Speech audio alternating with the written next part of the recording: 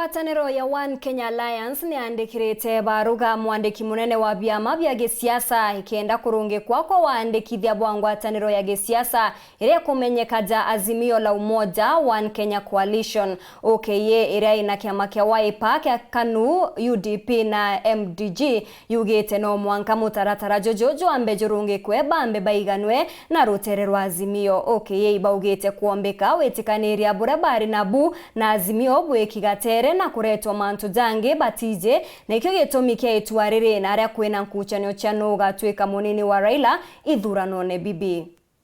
And it is being handled by the principals.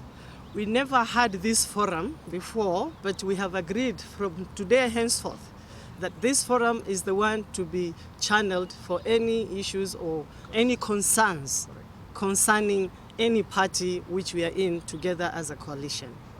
So please, we want to assure this country, we want to assure everybody that we are moving together, and as we move together, there is bound to be waves and turbulence, and we are here and we are ready to tackle them. We will resolve the matter. How it will be resolved, then we leave the details to the team within the coalition that are going to deal with the matter. And as far as I'm concerned, there's no cause for alarm. I think our focus is very important. The beacon is 9th of August, and that is more important than any turbulences that we may face at this particular moment in time.